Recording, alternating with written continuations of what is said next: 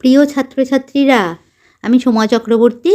আজকে আমি চলে এসেছি আরেকটি নতুন ভিডিও নিয়ে। দেখো, আজকে আমি আলোচনা করব পঞ্চম শ্রেণীর পরিবেশ নিয়ে। পরিবেশের 1 ও 2 পাতার যে প্রশ্ন উত্তর হবে, কি আসতে পারে তোমাদের পরীক্ষায়, সেগুলো নিয়ে আজকে আমি আলোচনা করব। দেখো, আজকে আমরা যে পরিবেশের যে প্রথম চ্যাপ্টারটা বা প্রথম যে অধ্যায়টা, সেটাতে আছে কি শরীরের বর্ম। শরীরের বর্ম হচ্ছে প্রথম যে অধ্যায়টা আছে তার নাম। এখানে দেখো গল্পের মতো করে পুরো অধ্যায়টা লেখা আছে। আমি তোমাদের কাছে এই ভিডিওতে 1 আর 2 পাতার যে কোশ্চেন, কী প্রশ্ন আসতে পারে পরীক্ষায়, সেগুলো নিয়ে আলোচনা করব। দেখো, আমি প্রথম প্রশ্নটা যে কি আছে, প্রথম প্রশ্নটা কি হতে পারে।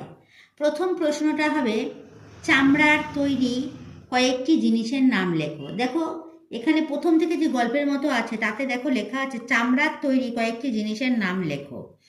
কি চামড়ার তৈরি, আমরা কি জিনিস ব্যবহার করি চামড়ার তৈরি? দেখো লেখা আছে ব্যাগ, জুতো ও বেল্ট সবই চামড়ার। তার মানে চামড়ার তৈরি কয়েকটি জিনিসের নাম, বিভিন্ন জিনিস আছে চামড়ার তৈরি। আমরা জানি ব্যাগ, জুতো ও বেল্ট, এগুলো সব আমাদের চামড়ার। এটা তোমরা এই রিডিং পড়ার এখান থেকে সব পেয়ে যাবে। আর এখানেই লেখা আছে ব্যাগ, জুতো, বেল্ট সবই চামড়ার। এইটারই প্রশ্ন আমি সব তুলে ধরছি। এই চ্যাপ্টার থেকে কি প্রশ্ন হতে পারে সেগুলো সব আমি দেখো তোমাদের কাছে লিখে দিয়ে দিচ্ছি। এগুলো তোমরা যদি পরীক্ষার সময় পড়াশোনা করো তাহলে খুব ভালো উত্তর পাবে। 2 নম্বর প্রশ্নটা দেখো, কোন প্রাণীর চামড়া পুরু? কোন প্রাণীর চামড়া পুরু? গন্ডারের। 3 নম্বর প্রশ্নটা দেখো, আগে মানুষ কিভাবে লিখত? পশুর চামড়া শুকিয়ে তাতে লিখত। 4 নম্বর প্রশ্নটা দেখো, জল নিয়ে যেতে কি ব্যবহার করত? জল নিয়ে যেতে চামড়ার তৈরি ব্যাগ ব্যবহার করত। চামড়ার ব্যবহার কমছে কেন? মানুষ বোঝে বেশি চামড়া ব্যবহারের ফলে বিপদ আছে। পশু তো মারা পড়েই, যে পশুর চামড়াগুলো কেটে কেটে তৈরি করা হয় জিনিস, তাই পশু তো মারা পড়েই চামড়ার কারখানার নোংরা পড়ে জল নষ্ট হয়, হাওয়ায় দুর্গন্ধ ছড়ায় চামড়ার কারখানা থেকে। চামড়া বেশি ব্যবহারে পরিবেশ দূষিত হয়, তাই চামড়ার ব্যবহার কমাতে হয়েছে। তাই চামড়ার ব্যবহার আমরা এখন কমিয়ে ফেলেছি। চামড়ার ব্যবহার কমছে কেন, এটা কিন্তু একটা ইম্পর্টেন্ট প্রশ্ন। বর্ম কথার অর্থ কী?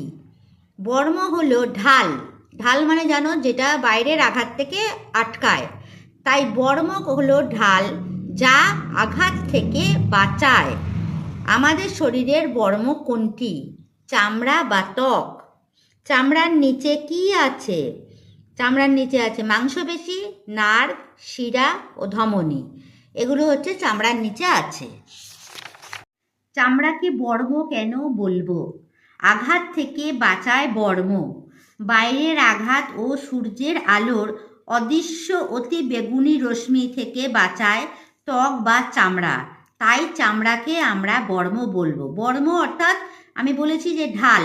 ঢালটা কি করে? মানুষকে আঘাত থেকে বাঁচায়।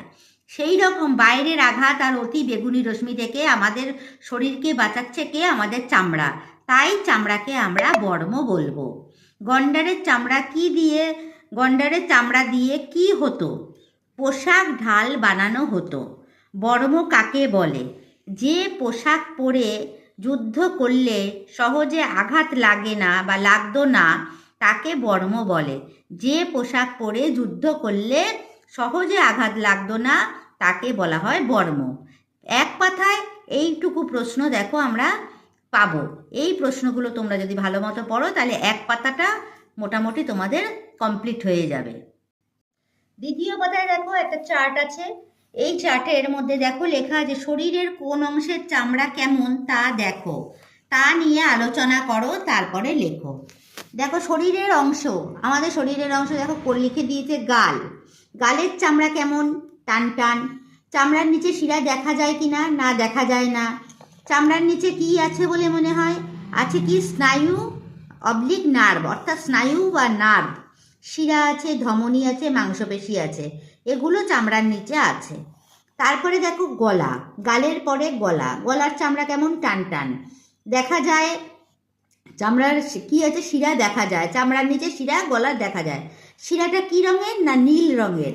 আর চামড়ার নিচে কি আছে বলে মনে হয়? স্নায়ু বা নার্ভ, শিরা, ধমনী, মাংসপেশি, খাদ্যনালী আর শ্বাসনালী।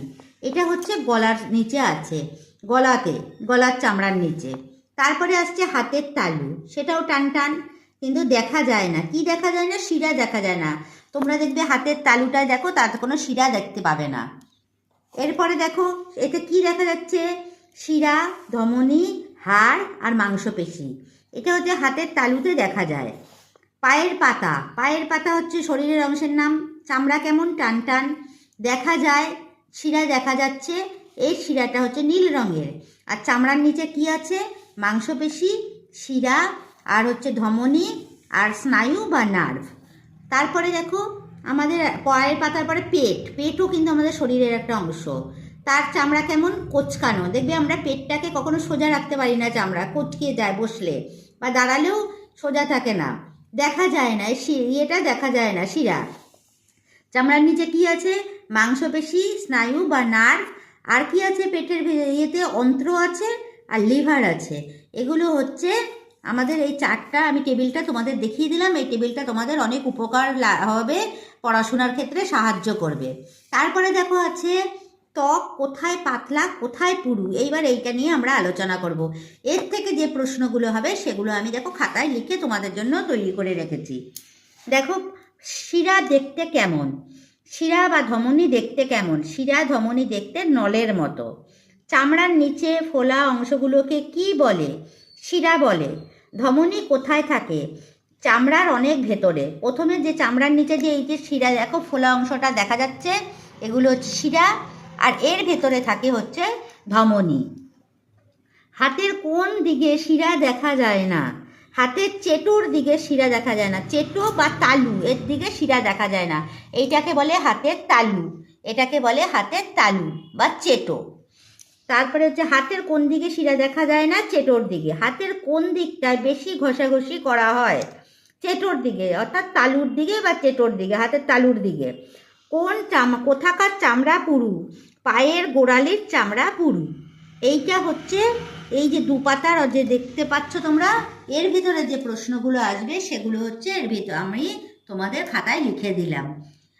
1 আর 2 পাতা যদি তোমরা এই প্রশ্নগুলোকে ভালো করে করো, তাইলে দেখবে তোমরা পরীক্ষার সব কিছু প্রশ্নের উত্তর দিতে পারবে। তোমরা নিশ্চয়ই বুঝতে পেরেছ। আজকে আমি পরিবেশটা তোমাদের যে প্রশ্নগুলো দিলাম ওগুলোই কিন্তু পরীক্ষায় আসবে। আশা করছি তোমাদের বুঝতে কোনো অসুবিধা হয়নি। এটা যদি তোমরা ভালো করে পড়াশোনা করো, এই প্রশ্নগুলোকে খাতায় টুকে নিয়ে ভালো করে বানানগুলো দেখো, নিশ্চয়ই তোমরা আরও পরীক্ষায় খুব ভালো নাম্বার পাবে। তাই আশা করছি তোমাদের কাছে এই ভিডিওটা খুব ভালো লেগেছে। যদি ভালো লেগে থাকে তাহলে লাইক, শেয়ার, কমেন্ট করে এগিয়ে নিয়ে যাও।